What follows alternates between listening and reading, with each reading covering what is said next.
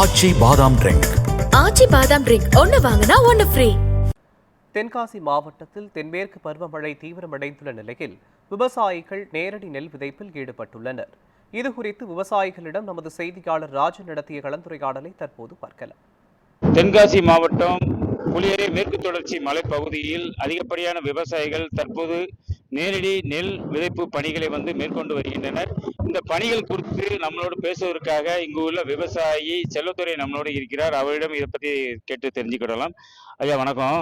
இந்த நேரடி நெல் விதைப்பு என்பது எந்த மாதிரி இருக்கு? இது முன்னாடி கையில் நடுவாங்க, மிஷினில் நடுவாங்க. இப்ப நேரடி நெல் விதைப்புங்கிறது எந்த மாதிரியான ஒரு சட்டம்? ஐயா, இப்ப நம்ம பகுதியை பொறுத்தளவுல மலையடிவார கிராமம் இந்த புலியரை கிராமம். இந்த புலியரை கிராமத்துல தென்மேற்கு பருவமழையும் வடகிழக்கு பருவமழையும் அதிகமா பெய்யும். இந்த ஆண்டு தென்மேற்கு பருவமழை முன்கூட்டியே தொடங்கிடுது. நாத்து முன்னாடி 5-6 ஆண்டுகளுக்கு முன்பு பார்த்தீங்கன்னா நாத்து விட்டு நடவு செய்வோம். நாத்து விட்டு நடவு செய்யும் போது ஒரு ஏக்கருக்கு கூலியினுடைய ஆட்களே 8,000 ரூபா 9,000 ரூபாய் வரைக்கும் ஆகும். இப்ப இந்த நேரடி நெல் விதைப்பு விடும்போது எங்களுக்கு அந்த செலவுகளை கம்மியாகிடுது. ஒரு ஏக்கருக்கு நடுவு நட்டு வெளியே வர்றதுக்கு 20,000 ரூபாய் இருந்தா தான் எங்களுக்கு நடுவு நட்டு வெளியே வர முடியும், உரச்செலவு அல்லாம. இந்த நேரடி நெல் விதைப்பு போகும்போது பாத்தீங்கன்னா ஒரு 10,000 ரூபாய் 12,000 ரூபாய்க்குள்ளேயே வெளியே வந்துருந்தோம்.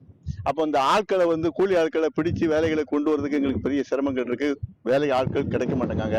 350 ரூபா கொடுத்தாலும் பெண்கள் யாரும் வரதுக்கு ரெடி ஆயிருக்கு. அதனால நாங்க இந்த நேரடி நெல் விதைப்பு தொடங்கியிருக்கோம். இந்த நேரடி நெல் விதைப்புக்கு 20 கிலோ விதை போதும். நாத்து விட்டு நடுவு செஞ்சோம்னா 50 கிலோ விதை வேணும்.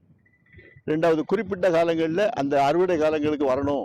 குறிப்பிட்ட நேரங்களில் எங்களுக்கு பெரிய டேங்குகள் கிடையாது. இந்த புலியரை கிராமத்தை பொறுத்தவரையில் குட்டங்களாக தான் இருக்கும். குளங்கள் மலையில பெய்யக்கூடிய தண்ணியை வச்சு தான் நாங்கள் பயிர் செய்தோம். அதனால பருவ காலங்கள் எப்பப்போ வருதோ அந்த மலையை நம்பியே நாங்கள் பயிர் செய்யறோம். அந்த 6-7 ஆண்டு காலங்களாக நாங்கள் நேரடி நெல் விதைப்பு தான் தொடங்குறோம். இந்த ஆண்டு 100% எல்லா 700 ஏக்கர்லையுமே முழுமையா நேரடி விதைப்பை நாங்கள் கையில் எடுத்துருக்கோம்.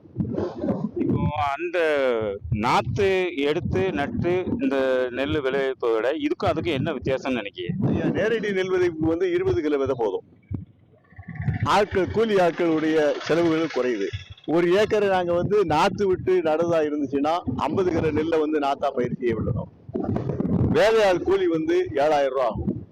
இந்த 7,000 ரூபாய் 8,000 ரூபாய் எங்களுக்கு மிச்சப்படுது. உரத்தினுடைய செலவும் குறையுது. நேரடி நெல் விதைப்புக்கு விதைக்கும் போது உரம் இட வேண்டிய அவசியம் இல்லை.